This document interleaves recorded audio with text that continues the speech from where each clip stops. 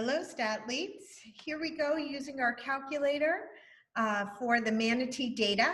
And our objective is to have the calculator run the regression to minimize the sum of the squares of the residuals, the vertical errors, from which are the errors, the vertical errors from the points to the line of best fit. And as you can see, I've run the regression already. I will teach you how to do it, don't worry, but I am missing R and R squared. R is the correlation coefficient, which we will use only for strength and direction, not for picking the model. We'll talk about that later when we examine residual plots. And R squared is the coefficient of determination, which is really giving us a value to help us see how far off our predicted values are from the actual values. And when I say values, I'm talking about the y's for a given x.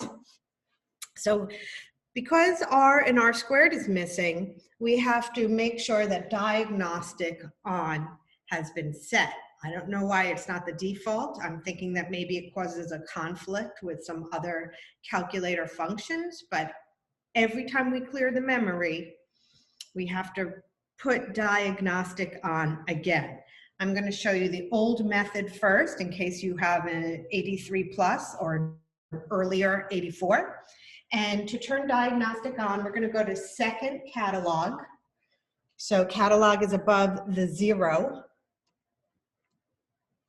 And you can see in the upper right-hand corner, it's A for alphabet.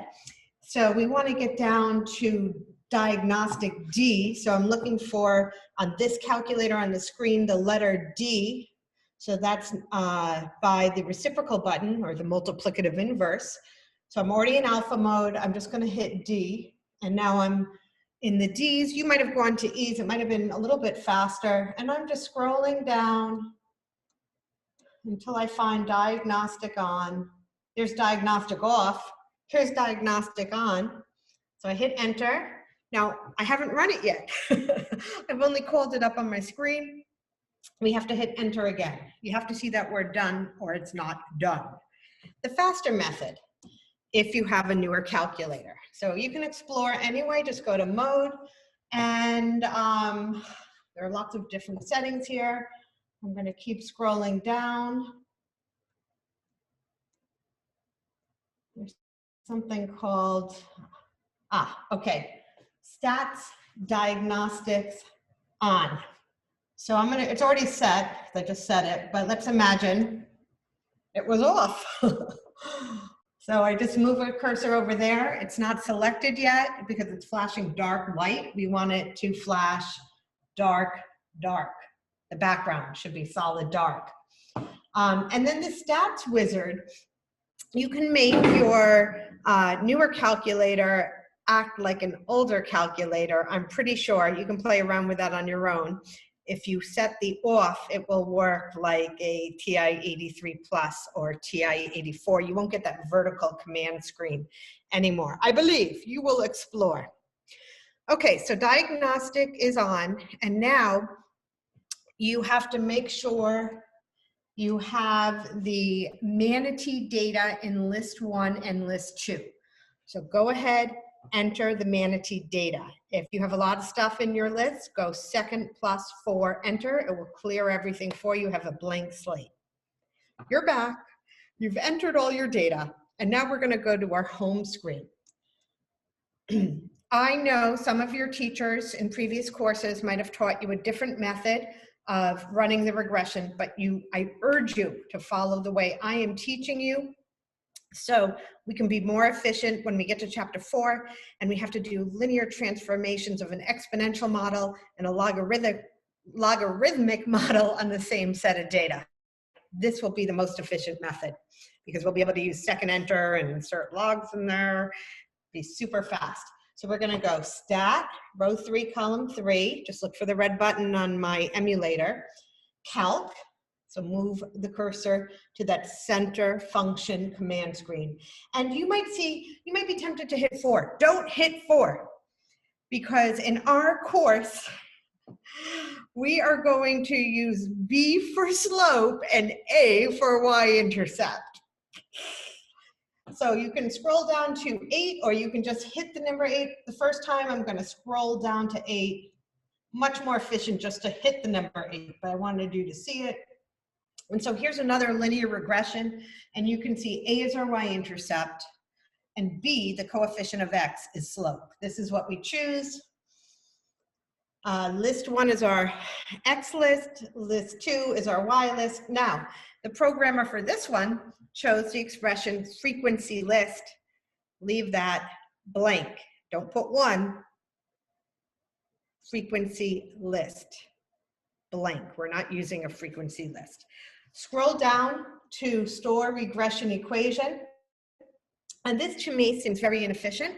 I can't just go into my y equal button and put y sub 1 here. I have to call it up through vars, variables. So you hit vars, row 4, column 4, over to y vars, function, y sub 1. And you'll get faster at that, I promise. Calc, and then it calls it up on your home screen. For people with older calculators, when I go next line, you just go comma. So older calculators, I'll show you what it looks like. Second, enter. You'll have stat calc 8, L1, comma, above the 7. L2, comma, vars, y vars, function, y sub 1. Okay, there it is. Now we have our actual y-intercept. We have our slope. We have r squared, the coefficient of determination, and we have r. It also has pasted the equation into y sub 1 for us. This is fabulous. So think back to the prediction question. If you go to table set, so second window, row 1, column 2, second function. You're going to put your independent variable on ask, enter. And now you're going to go to second table, which is a second function button above graph. And let's say I wanted to predict for 18,000 motorboats registered. It's already in thousands. I just plug in 18. Ooh, no problem. We won't have manatees, extra manatees dead. So it will do values for you. You could also go back to second table set, and instead of having it on ask for X values, you could do go up by 100s. And now if I go second table, it shows me the pattern. So that's pretty nifty as well. The next thing we're going to look at, I have a lot of screens going on here. Let's see. You'd record your equation. The hat on top of y means predicted y, because we're building a model, make a legend, x equals, y equals. I'm living a little bit dangerously because I used a symbol for number instead of number. And you've already made your pretty good scatter plot on the graph paper, but we really ran through that linear regression old style once, and you'll be generating the stat plot or the scatter plot on your calculator and transferring it to your paper. Now, I don't even know that I have the same number of points on my graph. I just need the general pattern. I need some scale on both the vertical and horizontal axes. I need to label my axes. I need to have a title. I need to record R. Even if the question doesn't prompt me for R, I should quickly record it on my paper in case it comes up in a later part. So let's go ahead and make the scatter plot on our calculator. Everybody second y equals. Enter, make sure we have only one plot on.